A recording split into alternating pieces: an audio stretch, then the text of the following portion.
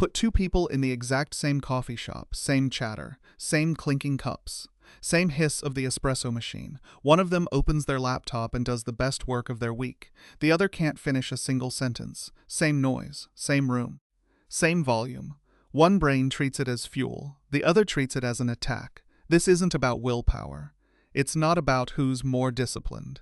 It's about something happening inside their brains that most people have never heard explained properly. Today, I'm going to show you why background noise can supercharge focus for some people and completely destroy it for others, and how to figure out which one you actually are. Most people assume focus works the same way for everyone. Silence equals concentration, noise equals distraction. So the advice is always the same. Find a quiet room, put on noise-canceling headphones, eliminate every sound. For some people, that advice is perfect. For others, that same silent room is where their focus goes to die.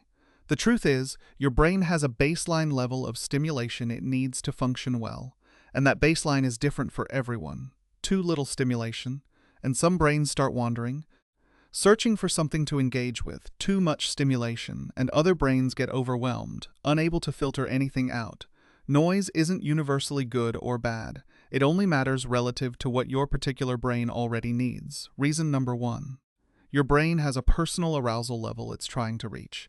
Neuroscientists describe this using something called the Yerkes-Dodson law, which shows that performance improves with mental arousal, but only up to a certain point, after which performance drops again. Here's the key detail. That optimal point isn't the same for everyone. Some brains naturally run at a lower baseline level of arousal. For these people, silence can feel understimulating, almost like being underwater. Their mind starts drifting because there isn't enough input to hold their attention. Barreled noise raises their arousal level just enough to reach that sweet spot where focus becomes easier. Other brains naturally run at a higher baseline level of arousal already. For them, additional noise pushes them past their optimal point, straight into overload. Same law. Two completely different starting positions. Reason number 2. Some brains filter noise automatically. Others can't. Deep in your brain exists a process called sensory gating. Your brain's built-in filter for deciding which incoming information deserves conscious attention and which should just fade into the background. People with strong sensory gating can hear background chatter, music, or noise, and their brain automatically suppresses it, treating it as irrelevant. For these people, background sound genuinely does become background, present but unnoticed, like white noise. People with weaker sensory gating don't get that automatic filter. Every sound, every voice fragment, every clink of a cup competes directly for their conscious attention. For them, background noise isn't in the background at all. It's constantly, actively demanding focus, whether they want it to or not. Reason number 3. Personality itself shapes how noise gets processed. Research on introversion and extroversion has found a fascinating pattern connected to arousal. Introverts, according to this research, tend to have naturally higher baseline cortical arousal, meaning their brains are already closer to an optimally stimulated state without external input.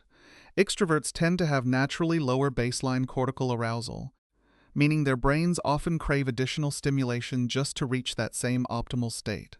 This helps explain a pattern many people notice about themselves. Introverts frequently need quiet to focus because their brains are already sufficiently stimulated internally. Extroverts frequently focus better with background noise or activity because it helps their brain reach the arousal level it's naturally seeking. Neither pattern is a flaw. They're simply two different starting points for the exact same law of focus. Reason number 4. Not all background noise behaves the same way in your brain. There's an important difference between predictable noise and unpredictable noise. Steady sounds like a fan, cafe hum, or instrumental music are relatively constant and predictable. Your brain can process these once, categorize them as unimportant, and then largely stop paying attention to them. Unpredictable noise, like sudden conversations, laughter, or someone's phone ringing, behaves completely differently because it can't be predicted. Your brain has to keep rechecking it, just in case it's suddenly relevant or important. This explains why many people who claim to focus well with noise specifically mean steady, predictable noise, like instrumental music or ambient sound. Unpredictable human conversation, especially conversation with actual words, tends to disrupt focus for almost everyone, even people who otherwise thrive with background sound. Reason number 5. The kind of work you're doing changes how noise affects you. The tasks that are repetitive, familiar, or require less active thinking tend to tolerate background noise well.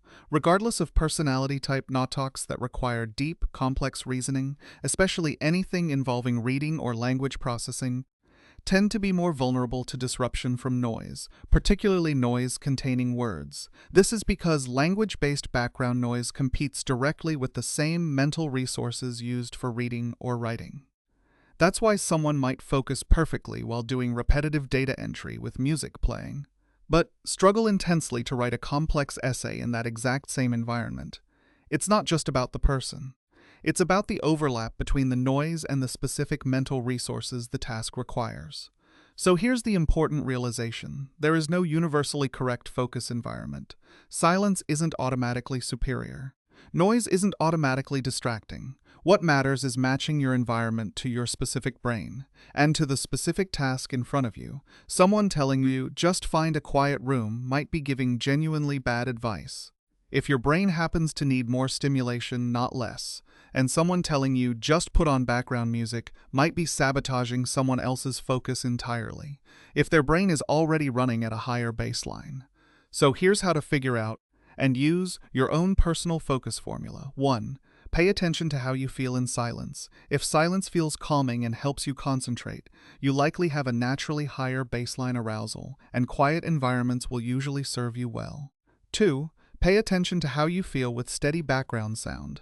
If music or ambient noise makes focusing easier rather than harder, your brain likely benefits from additional stimulation to reach its optimal state. 3. Separate predictable noise from unpredictable noise when testing this. Try instrumental music or steady ambient sound specifically, rather than noisy conversation, before concluding noise doesn't work for you. 4. Match your environment to your task, not just your personality. Use noise for repetitive or familiar work, and consider quieter environments for complex reading, writing, or reasoning tasks, even if you generally prefer background sound.